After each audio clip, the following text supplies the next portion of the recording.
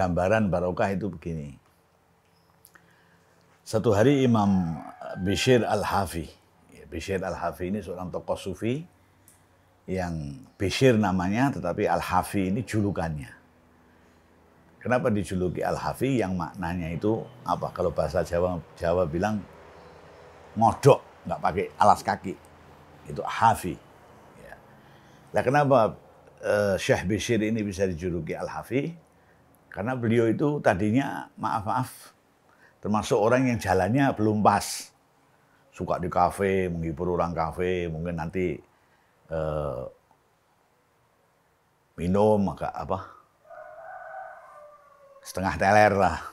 Nah, hari itu ketika setengah teler itu dia pulang ke rumahnya, lalu dia berpesan kepada pembantunya yang jaga rumah itu supaya kalau ada tamu bilang masih tidur. Ketika beliau masuk rumah dalam keadaan antara tidur dan tidak, datang Syekh Sufyan Ats-Tsauri. Sufyan Ats-Tsauri ini juga seorang tokoh tasawuf juga, waliullah besar. Datang bertanya kepada pembantu rumahnya, ya, mana Pak Bishr? Ya. Pembantu rumahnya bilang, doro saya, tuan saya, Sayyidi, ya, masih istirahat. Kalau ada pesan, monggo saya sampaikan nanti. Kata Syekh Sufyan, tolong aja nanti tanyakan kepada tuanmu, doromu, doromu itu siapa? Doromu siapa? Ya, sayyidik, ya itu siapa? Ketika kemudian pertanyaan ini terlontar, Syekh Bishr Al-Hafi masih antara tidur dan melek. Itu terngiang-ngiang di telinganya. Syekh Sufyan Ats-Tsauri pamit berjalan, kemudian Bishr Al-Hafi bangun dari tempat tidurnya, tanya kepada yang jaga rumah, siapa tadi yang datang kemari? Yang tanya doromu itu siapa? Oh, itu orangnya begini. Ya, berjalannya ke arah mana? Berjalannya umpamanya ke arah selatan. Baru kira-kira 2-3 menit yang lalu. Lalu dikejar Syekh Sufyan Ats-Tsauri itu dalam keadaan dia ngodok. Nggak pakai alas kaki. Sampai di depan Syekh Sufyan Ats-Tsauri, beliau kemudian menyatakan makna dari pertanyaan sampean itu tadi apa? Begitu menusuk hati saya. Ya kau kan doronya orang tadi lah, kau punya doromu itu siapa? Orang tadi sama kau suruh taat, kau suruh ikut segala aturanmu lah, kau ikut peraturannya doromu enggak? Mulai hari itu dia bertobat di hadapan Syekh Sufyan Ats-Tsauri dan kemudian mendapatkan bimbingan intensif dari Syekh Sufyan sampai kelak kemudian beliau juga terkenal sebagai seorang waliullah besar. Nah, satu hari Syekh Bishr Al-Hafi ini pagi-pagi itu berjalan-jalan, dia menggambarkan barokah.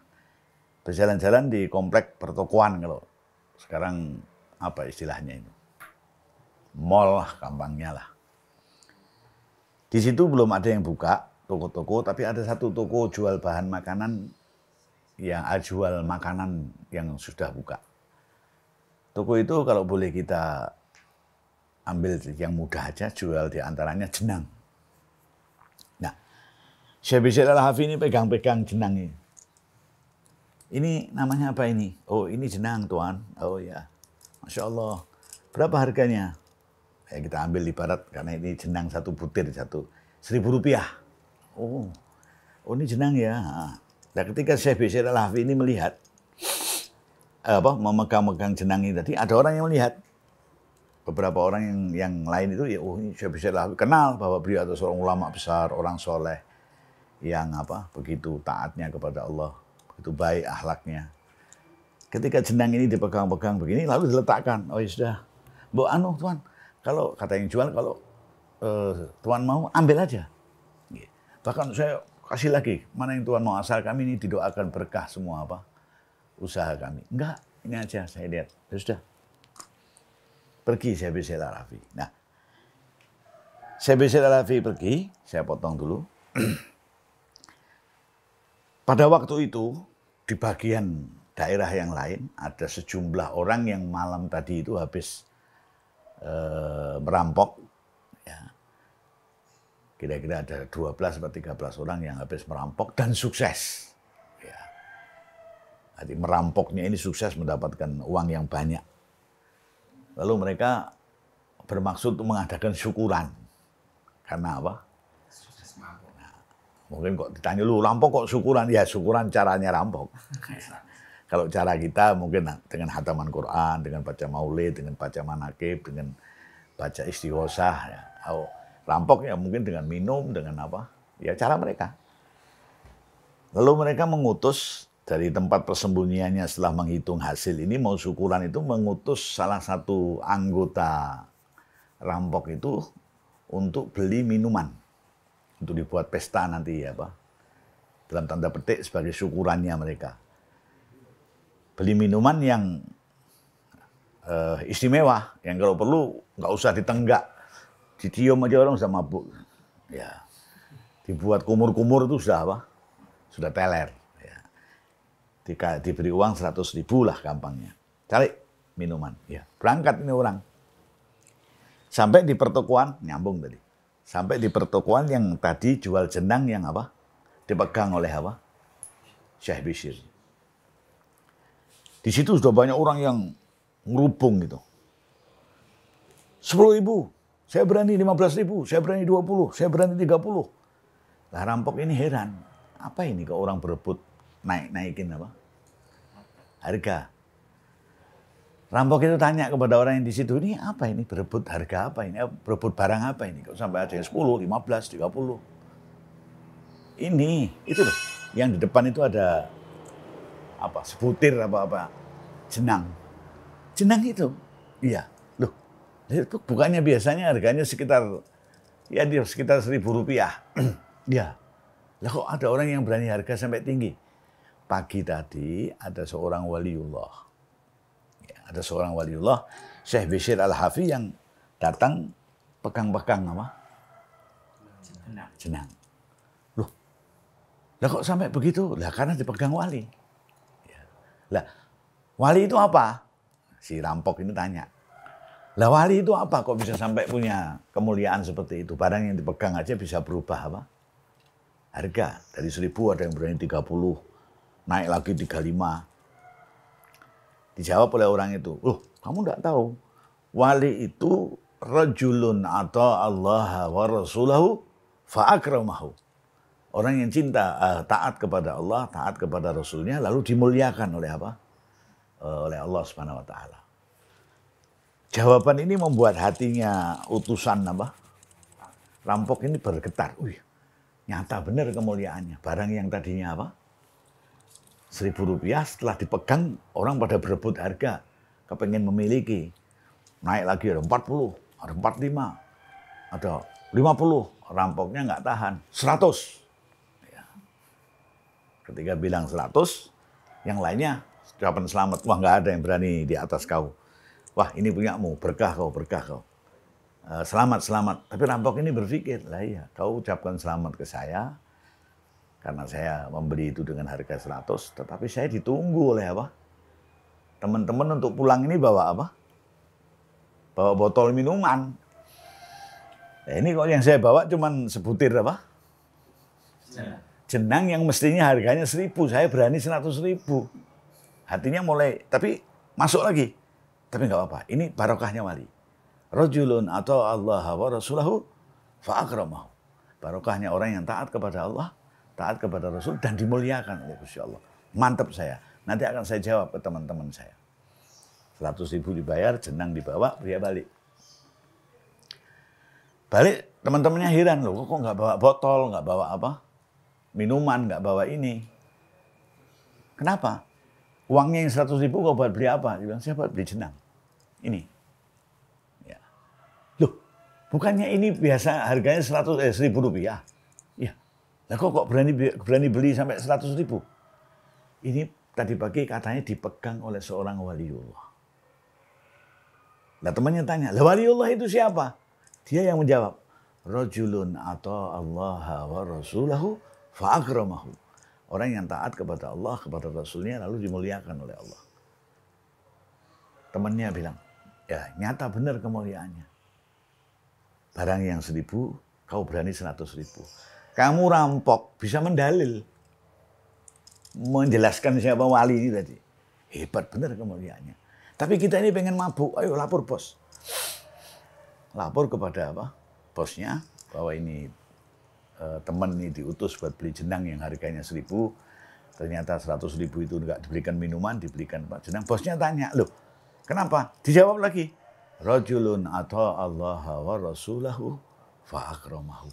Bosnya bilang, ini nyata kemuliaannya. Sekarang siapa itu Bishr itu siapa? Kau cari dan saya akan sowan ke dia, saya akan apa? Bertaubat, saya akan mengikuti jalannya, ya mengikuti jalannya Syekh Bishr ini tadi. Dan adapun kau anak buahku terserah. Kau mau tetap merampok ya monggo, kau mau ikut saya bertaubat ya ayo. Ya. Bahwa anak buahnya bilang, bos kita ini merampok berjamaah, ya harusnya taubatnya juga apa? Berjamaah. Datang kepada Syekh Bishr, pimpinan rampok ini bertobat dan kemudian apa? 13 anak buahnya ini juga ikut apa? Bertobat.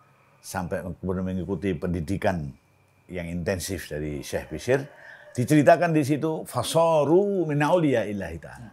Ke-13 orang ini tadi kemudian pada saatnya menjadi apa? Wali-wali Allah. Nah, tampaknya cerita ini sederhana, tapi coba Anda lihat.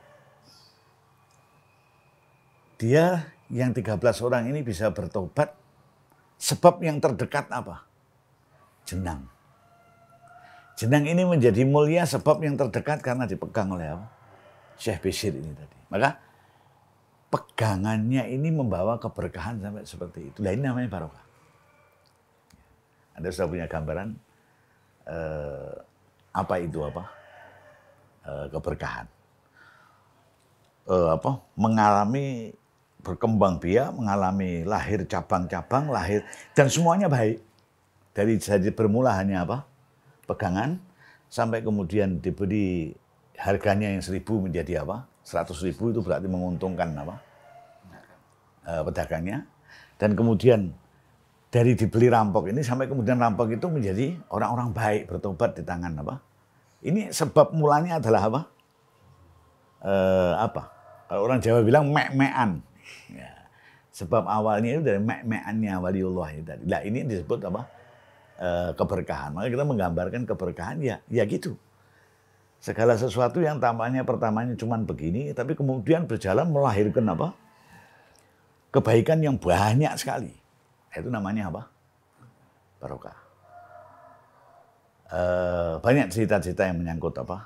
Keberkahan. Di antaranya keberkahan, lagi ini untuk menggambarkan keberkahan juga. Sayyidah Fatimah binti Rasulullah SAW. Ini saya merokok ini. Satu hari Nabi didatangi, ringkes, satu hari Nabi didatangi seorang pengemis, orang yang minta-minta, dan orang itu pahamnya Nabi, mesti apa? Uangnya banyak dan sebagainya. Lalu Nabi mengatakan, saya hari ini juga belum makan, sama kau. Kalau kau butuh sesuatu, barangkali anakku Fatimah akan bisa membantu kau. Coba kau datang ke rumahnya apa? Fatimah. Seperti kita tahu, dalamnya Nabi itu ya yang sekarang menjadi makomnya beliau. Di belakangnya itu ada pintu kecil. Ya kalau kita ziarah di belakang makom itu ada pintu kecil, itu kamarnya apa? Sayyidah Fatimah. Ya. Lalu orang pengemis itu datang ke tempatnya Sayyidah Fatimah. Katanya, ya Fatimah, putrinya Nabi, saya datang dari abahmu, saya minta sesuatu, abahmu nggak punya, saya disuruh sini. Mudah-mudahan urusan saya selesai di tanganmu. Saya butuh sesuatu, butuh ini. Kata Fatimah, saya juga nggak punya apa-apa. Kalau kau bisa gunakan, monggo. Itu yang diberikan Sayyidah Fatimah itu kulit kambing yang biasa buat alas apa? Buat alas tidur. Ya, Anda bisa bayangkan putrinya makhluk yang termulia tidurnya beralas apa? Kulit kambing. Sementara kita yang ya mudah-mudahan diakui sebagai apa? Pendereknya, diakui sebagai ittiba Kanjeng Nabi. Itu tidur di kasur yang apa? Yang empuk, Dunlopilo. Yang spring bed. Nah, Siti Fatimah punya kambing, alas kulit kambing yang buat alas sidir itu, Pak ini saya punya ini, kalau jenengan bisa gunakan monggo. Pengemisnya bilang saya butuh untuk transport pulang, saya butuh pakaian, saya butuh makanan, perjalanan sekian hari. Apa ini bisa saya pakai? Dan kalau saya jual siapa yang mau beli? Ya. Siti Fatimah bingung, lalu apa yang kira-kira bisa untuk memenuhi hajatnya apa? Hajatnya bapak ini. Ingat bahwa masih menyimpan seuntai apa? Kalung peninggalan ibunya, Sayyidah Khadijah. Ya. Saya pernah dikasih ibu kalung yang ini kalau saya berikan kepada orang ini pasti akan terpenuhi apa? Kebutuhannya. Pak lah kalau ini bagaimana? Wah kalau itu ya mau sekali saya. Karena pengemisnya ini pintar juga ini. Nah, itu bagus sekali, mau saya. Akhirnya dikasihkan orang itu, monggo sampean bawa aja untuk memenuhi kebutuhan. Keluar dari halaman atau tempatnya Sayyidah Fatimah ini wajahnya berseri-seri karena hajatnya selesai. Ada seorang sahabat yang lewat, loh, ini orang kok keluar dari tempatnya apa? Fatimah wajahnya kok berseri-seri, seneng. Tanya, Pak, kau dari tempatnya Fatimah? Kenapa? Oh begini cerita, saya punya hajat begini-begini, lalu saya dikasih ini. Ya. Nah, sudah gini aja Pak, sampean kebutuhannya apa, saya penuhi semua, tapi itu kalung punya saya. Ya udah, monggo. Ya. Kalung jadi punya sahabat itu, kemudian orang ini dipenuhi, ongkos pulang, pakaian, makanan. Nah, ketika sahabat ini menerima kalung itu jadi miliknya, dia panggil budaknya. Ya. Kau datang kepada Nabi Muhammad, hadiahkan dari aku kalung ini untuk apa? Rasulullah. Dan kau sebagai budak saya berikan kepada apa? Rasulullah. Nah, si budak dari miliknya orang ini menjadi miliknya Rasulullah. Nggak terbayang senangnya. Datang kepada Rasulullah, ya Rasulullah saya diutus Tuhan saya untuk memberikan kalung ini kepada panjenengan sebagai hadiah. Dan saya juga jadi punyanya apa? Panjenengan ya Rasulullah. Ketika Rasulullah lihat, loh ini kalungnya Khadijah. Karena Khadijah ini istri beliau paham. Loh, kok bisa nih berada di tangannya? Ini dari mana tuanmu dapat ini? Mengganti ada seorang pengemis yang keluar dari rumahnya Fatimah. Dapat kalung ini, kemudian kebutuhan pengemis itu dipenuhi, kalung ini jadi punyanya. Oh, ini Fatimah. Ya sudah gini, ini kalung saya hadiahkan Fatimah. Saya kembalikan ke Fatimah. Dan kau, wahai budak, kau jadi milikku kan? Sekarang kau saya hadiahkan kepada apa? Fatimah. Datang budaknya. Pada Sayyidah Fatimah bilang, saya sekarang jadi punyanya panjenengan karena saya diberikan ke jenengan, dan ini kalung dari Rasulullah abahnya jenengan untuk jenengan. Siti Fatimah lihat, loh lah kok kalung yang saya apa? Saya berikan ke pengemis ini. Gimana nih ceritanya? Diceritakan urut. Oh begitu. Ya sudah, ini kalung balik ke saya. Kau budak sekarang hurrun liwajhillah. Ya. Kau bebas karena Allah. Kembali ke apa? Menjadi orang bebas. Anda bisa bayangkan dari satu untai kalung, sahabat mendapatkan pahala menghadiahi Kanjeng Nabi Rasulullah. Rasulullah budaknya dan apa? Kalungnya. Kemudian Rasulullah juga memberikan kepada apa? Fatimah. Fatimah membebaskan apa? Budak yang dibayangkan ini Anda bisa bayangkan dari dimiliki orang, dikuasai orang menjadi apa? Bebas, bahagianya kayak apa? Hanya dari satu untai, dan kalung ini balik kepada apa? Milik.